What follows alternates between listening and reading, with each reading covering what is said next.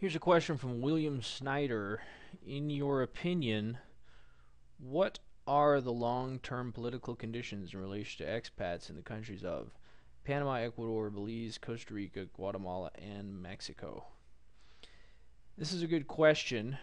Um, and, the part about in relation to expats, I'm assuming that you're referring to, what are the risks, politically related risks for expats in any of these countries. Um, Certainly, Mexico is demonstrating its share of problems at the moment. I don't know, there's been the odd case where a tourist or a foreigner has been mixed up in some of the drug wars that are going on down in Mexico. The risk still seems like it's fairly remote that you would be targeted, but with the amount of violence and it seems to have been escalating.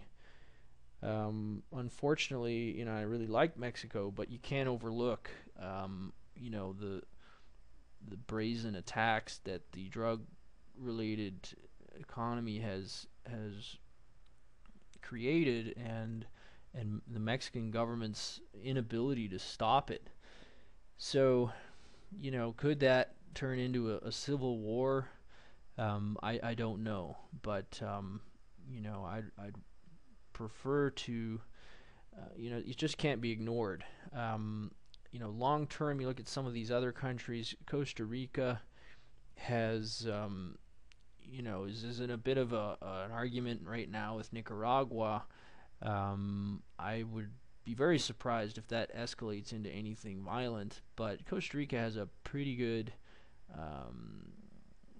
historically fairly stable political system, and although they have had tourist related crime, as there has been in probably all of these countries, politically, Costa Rica has been fairly stable and has never really suffered a civil war, and has always kind of been democratic and politically stable. Ecuador, I think they're on their 10th president or something in the last, 10, 15 years. But, even though they've had a lot of changes and upheaval, their current president is in his second term, which is a first for a long time for Ecuador to have a president, a democratically elected president in power for so long.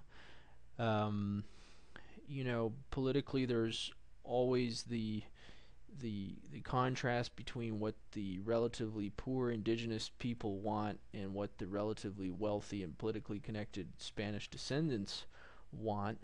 And then there's what the Quiteños, the people from Quito up in the highlands, want versus what the people from Guayaquil, the large city on the coast, want. So there's some internal conflict in Ecuador that I don't think is particularly targeted against foreigners. And even in this last attempted coup or whatever it was in Ecuador, the reports we got back from the expats were that they never really felt personally threatened.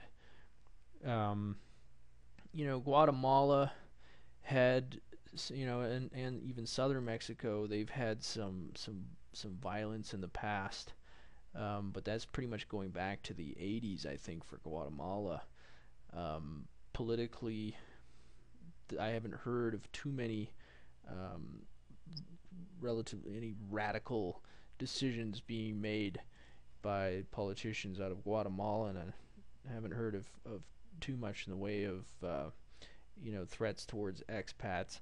Panama, has been fairly stable. Panama is such a business related economy that since Noriega has left, politics have been stabilized by economic activity, and that seems to be one of the underlying themes for a lot of the world, is that once the economic side of that their politics gets under control, and the political side is able to stabilize and become more neutral.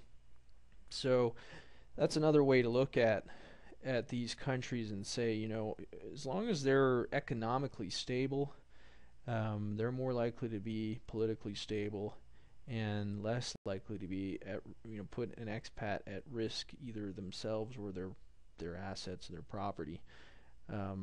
Given that explanation, I don't think any of these countries are glaringly, in the potential political upheaval category.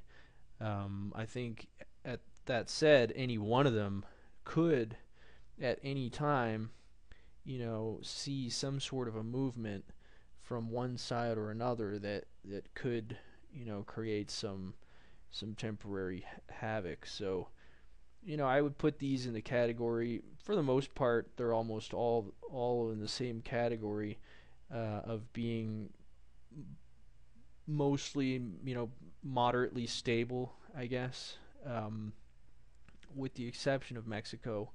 You just can't overlook the current violence that's taking place down there, and what type of a risk that might add going into the long term.